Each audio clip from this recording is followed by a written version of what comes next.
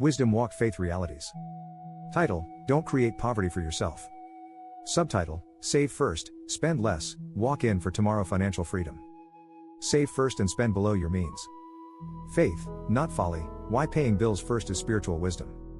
God's plan for financial freedom. Stop creating poverty for yourself. Financial miracles begin with order. Save first, live below your means. Don't create poverty, pay bills first, live wise. To live financial freedom, pay all bill first, save some, live below budget. Do not create poverty for yourself, pay all bills first. Walk in financial freedom. God desires that we walk in freedom, including financial freedom. Yet too often, we unknowingly create our own lack by mismanaging what He provides. Today, we explore a message that can shift your life. For tomorrow financial freedom: always, first save up for all bills and pay them. Always, spend below your means. Let's walk this out step by step with faith, biblical truth, and wisdom. 1. For tomorrow financial freedom, it starts with order. Many believers pray for financial miracles, but miracles cannot replace mismanagement. The road to breakthrough begins with divine order. God is not only a miracle worker, He is a God of patterns and stewardship. Let all things be done decently and in order. 1 Corinthians 14:40. If you want financial freedom tomorrow, the journey begins today with 2 key life-saving habits. First, save up for all bills and pay them. Second, spend below your means. 2. Always, first save up for all bills and pay them. Let's be honest, bills are a fact of life. They don't disappear by faith alone. Faith must be paired with action. When God blesses you with income, your first priority shouldn't be buying desires or fulfilling emotional wants. It should be this: first save up for all bills and pay them. That's not fear, that's faith with wisdom. Why this matters: rent, school fees, utilities, and debts don't wait for grace. Misusing funds for non-essentials creates self-inflicted poverty. Prayer is powerful, but prayer doesn't pay bills you chose not to prepare for.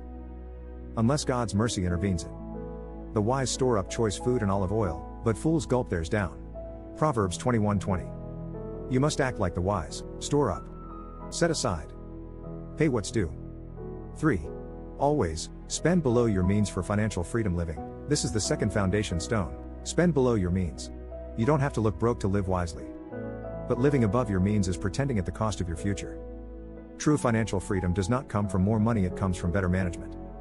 Ask yourself, are you buying things just to impress people? Are you living on 100% of your income or more? Are you giving beyond your ability while your bills remain unpaid? The borrower is slave to the lender. Proverbs 22:7. Many people are in financial bondage not because of the devil but because they refuse to live within their means. 4. The truth is, poverty is often a choice of mismanagement. Many believers cry to God for increase while misusing the little they have. Rent money becomes shopping money. School fees become fashion budgets. Grocery money funds random generosity. Emergencies are ignored until it's too late. Then what happens?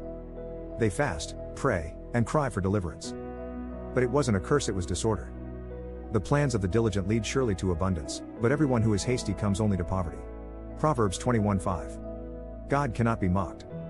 He blesses faithful stewards. 5. Faith and grace are not excuses for irresponsibility, recklessness, or negligence. Let's be very clear: grace is real. Faith is powerful. Miracles happen. But they don't cancel wisdom. It's dangerous to take what God gave for bills and sow it into things that bring you no return, then say, I believe God will make a way. That's not faith. That's neglect. Be not deceived, God is not mocked, for whatsoever a man soweth, that shall he also reap. Galatians 6:7. You reap what you sow, and that includes how you manage your money. 6. Practical steps to walk in for tomorrow financial freedom. Let's break this down. If you want to walk in tomorrow financial freedom, follow these practical habits today. They've changed how I see money and spend it. Step 1. Set aside for God. Support God's work. Put God first. It's not a donation, it's a covenant act of honor and faith. Step 2. Save up for all bills. Make a list: rent, electricity, school, food, transportation. Set the money aside as soon as you get paid. Step 3. Spend below your means. Budget with discipline.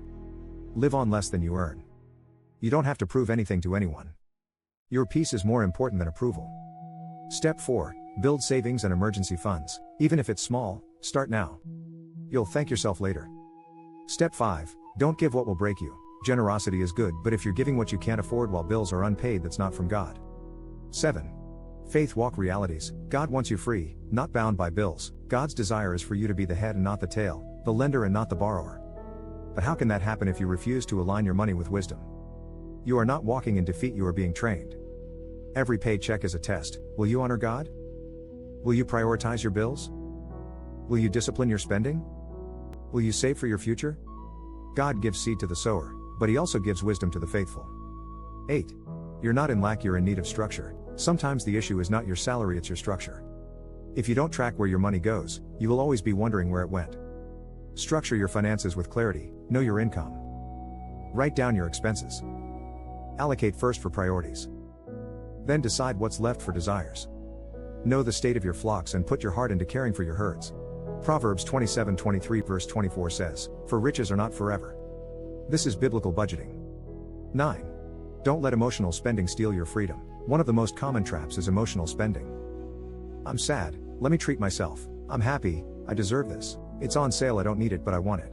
And just like that, rent money becomes waste. Don't be controlled by emotions. Train yourself to be led by wisdom. When you spend below your means, you walk in strength, not stress. 10.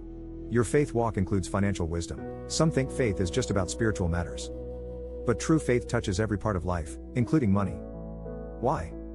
Because your giving requires faith. Your saving requires wisdom. Your budgeting reflects discipline.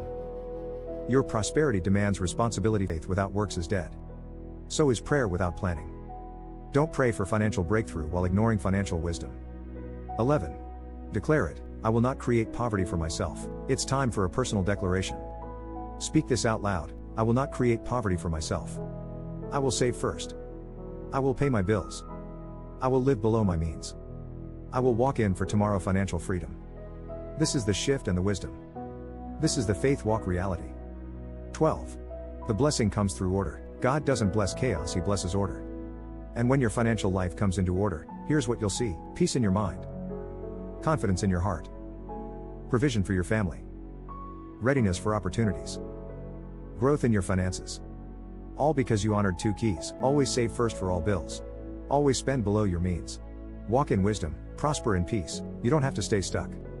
You don't have to suffer month to month. You don't have to depend on others. God has given you power, wisdom, and grace to rise above. But it begins by rejecting habits that create self-inflicted poverty. Keep in mind, God will do His part. You must do yours.